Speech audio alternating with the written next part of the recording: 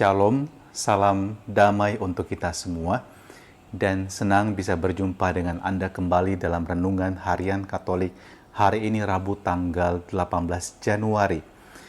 Saya sementara menyiapkan materi kursus tingkat dasar untuk komunitas kerahiman ilahi kami di Keuskupan Agung Makassar, atau lebih tepat di Kota Makassar. Dan buku ini kami dapatkan dari Keuskupan Agung Jakarta yang tentu komunitasnya jauh lebih maju dan telah mengadakan kursus untuk memahami spiritualitas kerahiman ilahi. Dan kemarin ketika saya sedang membuat ringkasan dari presentasi, saya menemukan satu kalimat yang sangat indah.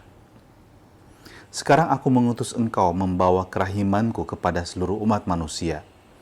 Aku tak mau menghukum manusia yang bersusah. Sebaliknya, aku mau menyembuhkan mereka sambil mendekap mereka dekat hatiku yang maha rahim. Aku mempergunakan hukuman hanya ketika mereka memaksa aku melakukannya. Sebelum hari pengadilan tiba, akan kukirim hari kerahiman. Dan ini yang bagi saya menyentuh. Tuhan datang bukan pertama-tama untuk mengadili manusia. Dia datang dengan kerahimannya untuk merangkul manusia yang paling berdosa sekalipun. Dan sesungguhnya ketika hukuman itu dijatuhkan atas manusia yang berdosa, itu adalah pilihan manusia. Sebab Allah selalu membuka pintu kerahimannya selebar-lebarnya, seluas-luasnya. Bahkan sebelum hari kematiannya pun yang Allah tawarkan adalah hatinya yang maha rahim. Kerahimannya dibuka selebar-lebarnya untuk pertobatan.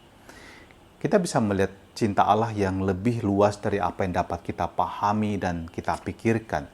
Kerahimannya begitu luas digambarkan seperti samudra yang luas.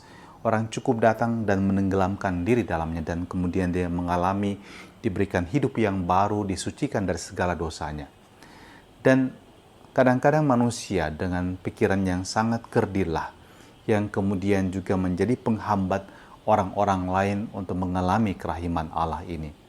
Santa Faustina dipilih oleh Allah, seorang manusia yang sederhana, bukan orang yang pandai, bukan dari kalangan cendekiawan. Dia orang yang sederhana tapi memiliki ketekunan yang luar biasa dalam doa dan selalu terbuka untuk mendengarkan suara Tuhan yang berbicara kepadanya. Kalau kita membaca Injil kita hari ini dari Markus 3 ayat 1-6, di sana Yesus berhadapan kembali dengan orang-orang Farisi yang mengamat-amati dia, apa yang dilakukan pada hari Sabat. Dan pada hari Sabat tersebut Yesus menyembuhkan orang yang dikatakan mati sebelah tangannya.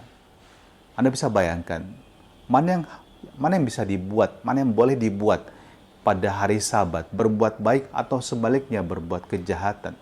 Yesus memilih saudara-saudari berbuat baik.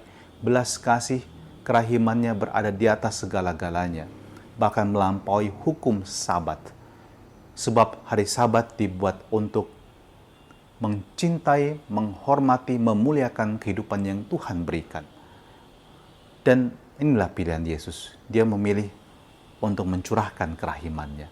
Dia memilih untuk menyatakan kerahiman Allah di atas muka bumi ini dengan menyembuhkan orang yang membutuhkannya. Saya mengundang Anda juga untuk memiliki hati yang sama, memiliki hati yang penuh kerahiman. Dan gereja pun selalu mengajarkan bahwa salus animarum suprema lex. Keselamatan jiwa-jiwa adalah selalu merupakan hukum yang tertinggi.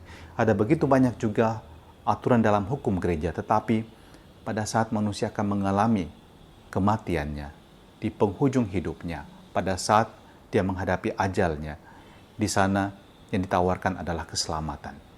Sehingga jiwa yang bahkan paling berdosa pun boleh menerima sakramen pengurapan orang sakit, yang juga sebenarnya mengandung rahmat, pengampunan dosa bagi jiwa yang bersangkutan. Lihatlah, gereja pun belajar menghayati kerahiman Allah yang begitu luas, yang begitu dalam. Dan hanya Allah yang tahu kondisi jiwa seseorang, bukan kita manusia. Maka saudara-saudari jangan cepat jatuh dalam penghakiman, jangan suka mencari kesalahan pada orang lain, jangan membunuh orang lain dengan pikiran Anda, dengan perilaku Anda yang cenderung untuk membuat orang lain mengalami penderitaan. Jadilah manusia yang berbelas kasih, seperti Allah sendiri berbelas kasih.